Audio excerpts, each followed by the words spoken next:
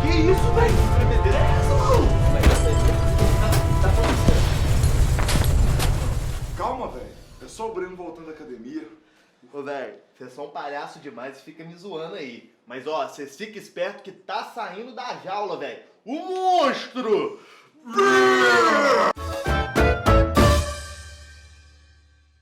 Breno, Vilela, falem aí. Existe alguma coisa na disciplina de vocês, alguma matéria que vocês gostam mais? Ô, Davi, tudo, cara. A física, ela é toda delícia, a física é toda gostosa. Rapaz, não tem como escolher uma parte só não. Geografia é, ó, só amor. Os meninos, vocês são besta demais, soco. Todo mundo tem uma coisa que gosta mais. Eu mesmo sou apaixonado por história da mentalidade, velho. Tentar entender como que as pessoas mudaram, a forma de compreender o mundo de século a século, cara, isso é sensacional, velho. Pô, e essas paradas aí é doido mesmo, porque me ajudou a entender muito sobre mitologia e um monte de coisas, até me ajudou a zerar o God of War. Olha que ser humano mais nerd curtindo as mitologias. Nós, falando em mitologia, dá pra botar um negócio piscando, sabe? Aquele trem que você faz, ai, o que tá acontecendo? E faz propaganda do vídeo antigo, o pessoal fala assim, meu Deus, que vontade de assistir. Menino Breno, deixa eu te contar um segredo, rapaz. Essa influência religiosa, ela nem é tão antiga assim e não está presa somente ao mundo dos jogos. Ali em 1755, velho, houve um terremoto acompanhado de tsunami que acabou com a cidade de Lisboa. Nós tivemos uma média de 50 mil pessoas mortas. Uma tragédia. Ué, rapaz, eu achava que não tinha esses trem por aqui, não, que era mais pro lado lá da Ásia e tal, aquela coisa. Ô Breno, calma que daqui a pouco eu falo sobre isso, mas como diria o pessoal de Valadares, deixa o Davi falar. Menino Vilela, você é até bonitinho, cara, mas eu sou casado, né? Mas futuro calor, deixa eu te contar um negócio. Na época, esses impactos, esses danos, eles assustam tanto a sociedade que muitas pessoas, inclusive governantes, atribuíam isso a fenômenos sobrenaturais, a punições divinas. A galera achava que estava pecando e por isso Deus estava condenando eles. Ou, se for desse jeito então, olha só, a gente tá gravando agora no Carnaval, semana que vem aqui em Belo Horizonte, eu vou te contar um negócio, ia ter furacão, tornado, até tsunami caía na cidade aqui, porque a galera não brinca no Carnaval não, velho. Alto lá, menino Breno. Não use a sua régua para medir o comportamento alheio. Eu mesmo fui um santo. Mas futuro calor, presta atenção porque nesse mesmo momento histórico nós temos uma mudança de mentalidade em curso. Ou seja, o pensamento iluminista ele já influenciava a mudança tanto de forma de entender o mundo como de governo. É o caso português. O rei de Portugal ali em 1750 chama um cara chamado Marquês de Pombal para ajudá-lo a governar e tirar Portugal então de um déficit econômico pesadíssimo e, consequentemente, modernizar a economia portuguesa. E aí, posteriormente, esses reis que convidavam intelectuais e iluministas para ajudar nas decisões governamentais ficaram conhecidos como déspotas esclarecidos. Ou, e levando em consideração que o Brasil ele era colônia de Portugal, eu tenho certeza, sobrou pra gente. Foi ou não foi? Isso mesmo, menino Breno. Sobrou pra nós, velho. Marquês de Pombal foca todas as suas atenções na colônia e pensa, opa, tá aí o dinheiro que nós vamos recuperar Portugal. Como faremos isso? Vamos aumentar os impostos. Só que mais do que isso, vamos fiscalizar essa retirada do ouro dessas regiões mineradoras, como Ouro Preto, e o porto, que traz o ouro, então, até Portugal. E aí se cria a Estrada Real. Mas então quer dizer que desse evento aí só veio coisa ruim? Nada, rapaz. A tragédia de Lisboa, ela tem uma relevância porque ela demarca uma mudança de mentalidade. Ali os homens deixam de perceber as tragédias ambientais sob uma perspectiva teológica e passam a tratá-las de uma forma mais racionalista. E perceba, isso é fundamental, velho, porque apesar dos pecados, as tragédias permanecem e precisamos solucionar isso de forma mais racional. E futuro calouro, esses eventos que o Davi falou ocorrem porque os sistemas físicos do planeta são extremamente ativos. Nós chamamos de desastres quando eles acontecem em áreas ocupadas.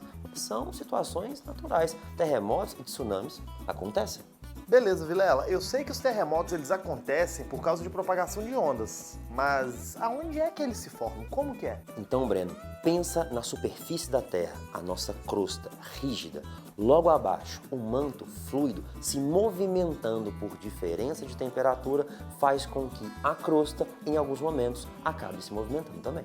Beleza, até aí eu sei. São aquelas correntes de convecção que acontecem por causa da diferença de temperatura e densidade dos materiais, certo? Não, e é isso mesmo. Esse movimento acaba tensionando as placas e dá pra gente vê-las aqui nesse mapa do lado. Cada área escura é uma placa diferente e essa tensão se acumula principalmente nos seus limites, no encontro entre elas. E aí, quando a tensão é grande o suficiente para romper a resistência do material... Terremotos! Ô Vilela, então você está me dizendo que nessas áreas de encontro de placas tectônicas, a maior sacudida, a mais tremeliques? O Davi, é isso mesmo, e o pior é que eles acontecem ali com grande magnitude. Com o tempo, os estudos sismológicos conseguiram quantificar a força de um terremoto e organizaram essa força naquela famosa escala Richter. Ô, gente, ó, essa parte deixa comigo aqui que eu explico pra galera. A escala Richter, ela foi criada lá nos anos 30 para poder medir a intensidade e magnitude dos sismos. Ela é uma escala logarítmica. Valores baixos, pequenos, menores do que 3, normalmente não são percebidos, né, pela população que estiver ali naquela região.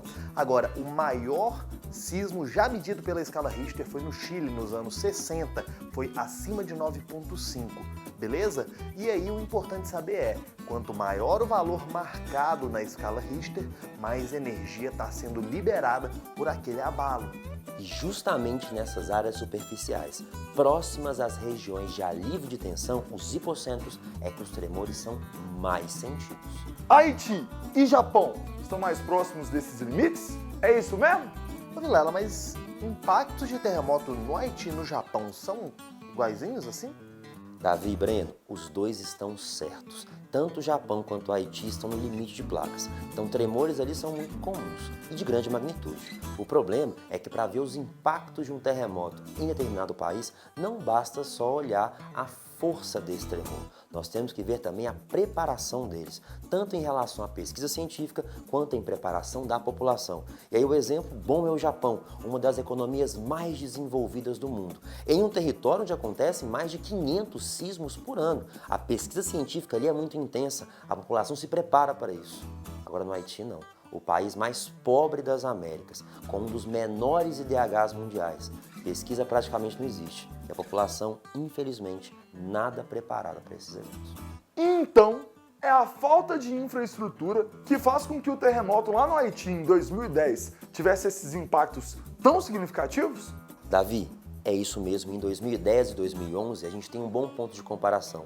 No ano de 2010, no Haiti, um tremor de 7,6 na escala Richter, com aproximadamente 300 mil vítimas. No ano seguinte, no Japão, o tremor principal chegou a 9,1 na escala Richter, só que com um número de vítimas muito menor, algo próximo a 15 mil. Mas ô Vilela, esses dois locais, cara, eles ficam em ilhas. E ilha tem muita água em volta. Terremotos em ilha podem fazer aparecer maremotos. Aquele do Chile, por exemplo, que eu falei lá atrás, gerou maremotos tão grandes que as ondas chegaram nos Estados Unidos e no Japão, velho.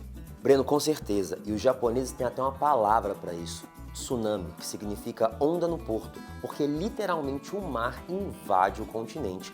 Esse tremor de 2011 foi tão intenso e causou uma onda tão significativa que ela chegou até o Chile, do outro lado do Pacífico, com quase 2 metros de altura. E olha, entre os dois países, a gente tem uma distância de quase 17 mil quilômetros. Aqui, mas o mais cabuloso. Esse mesmo tremor foi responsável por deslocar a ilha de Honshu, a principal ilha japonesa, 2,5 metros para leste e alterar, mesmo que infimamente, o eixo de rotação do planeta Terra. Então, futuro calouro, a gente viu que os terremotos e maremotos eles podem causar impactos e consequências sérias para a população. Então, o que seria muito legal? A gente poder saber aonde é que eles se originam, de onde é que eles vêm, para poder se proteger, para poder se preparar melhor para isso. E aí eu pergunto, você, futuro calouro, sabe como é que se localiza o ponto de origem de um terremoto? Ô Breno, dos terremotos naturais eu não sei não, mas lá no Mineirão eu tenho certeza que é da torcida do Galo. Ô Davizão, eu tenho certeza, cara, que o Galão da Massa faz o Mineirão tremer também. Faz o Independência, faz qualquer lugar que jogar. Agora, pra gente entender um pouquinho melhor sobre os terremotos, é legal a gente saber um pouquinho de física básica e entender o seguinte. Os terremotos se propagam pela superfície do interior da Terra por meio de ondas, chamadas de P e S, primárias e secundárias. As ondas primárias, elas são ondas longitudinais, parecem um pouquinho com o som e são ondas mais rápidas. Já as ondas S são ondas transversais e elas se parecem mais com as ondas nas cordas de um violão e elas são um pouquinho mais lentas. Então, quando há um terremoto, a gente pode saber a sua intensidade, a sua magnitude por meio de um aparelhinho chamado sismógrafo, que é tipo esse daqui, ó. Mano, então você tá me dizendo que o mesmo fenômeno que explica o som maneiro que sai então dos alto-falantes dos carros, também explicam os terremotos? Bicho, a física é fantástica. Pois é, Davi. Física, rainha, história, nadinha. E é bonitinho esse tal de sismógrafo, né, Breno? As linhas ficam pulando assim, ó, parece aquele examezinho de coração que a gente faz. Funciona do mesmo jeito? Ou, não muito. Você tá vendo ali o sismógrafo, aquele aparelhinho? Tá vendo aquela bolinha ali? Ela é bem pesadinha. E o que acontece? Quando há o sismo, aquela bolinha se mexe em relação ao chão. E aí aquela canetinha dali, ela vai marcando num papelzinho como é que essa onda sísmica está se propagando. E aí você tem informações sobre a frequência dessa onda e a amplitude, que é tudo que a gente precisa. Rapaz, a única canetinha produzindo oscilação que eu conheço é a que eu uso para corrigir prova dentro do ônibus para teoflotone. Ô Breno, show demais. Mas aqui, como é que faz para descobrir a localização de um tremor, a exata localização dele? Ô, gente, aí é o seguinte, o sismógrafo ele vai medir a diferença entre os tempos de chegada das ondas P e S, belezinha? Dá uma olhada nesse gráfico aqui, ó. Nele a gente consegue perceber uma primeira onda de frequência bem alta e amplitude pequena, e logo depois uma segunda onda de frequência mais baixa e grande amplitude. E aí a gente acha a diferença entre os tempos de chegada. Rapaz, mesmo sem entender muito de física, a diferença de amplitude e frequência, nesses gráficos eu consegui ver a diferença de comportamento das duas. Ô Davi, é show demais, né, cara? Então olha só, medindo a diferença de tempo de chegada entre as ondas S e P e usando um pouquinho de cinemática básica, o nosso querido Deus vê tudo, a gente consegue tranquilamente descobrir a distância do epicentro que gerou esse sismo. Mas, ô Breno, só saber a distância não adianta não, porque existem vários pontos equidistantes da localização do sismógrafo, não é não? Então olha só, é aí que vem a magia da triangulação. A gente vai precisar de 3 sismógrafos para poder achar com boa precisão de onde é que veio esse sismo, beleza? Um sismógrafo mede a distância que o sismo aconteceu dele, só que aí tem um problema, aparece uma circunferência com várias possibilidades de origem desse sismo, e aí os outros 2 sismógrafos fazem a mesma coisa. Com a informação de cada um dos sismógrafos, de onde para eles esse sismo veio, a gente pode cruzar todas as informações e achar o ponto exato de origem do sismo. É isso aí, futuro calouro. Entender o espaço e todas as dinâmicas que ele pode proporcionar pra gente é fundamental para o nosso desenvolvimento.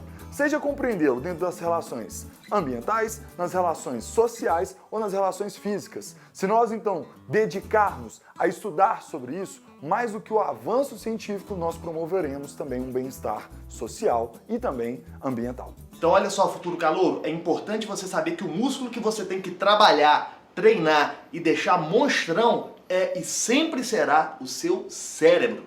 Ô Breno, mas cérebro não é músculo não, cara. Não vai dar pra treinar isso não, não vai dar certo não. Que não vai dar o quê, rapaz? Saí de casa, comi pra caralho! Ou, lembra aí, ó, no brain, no gain. A gente terminou o vídeo fazendo trocadilho de academia, velho. Desculpa.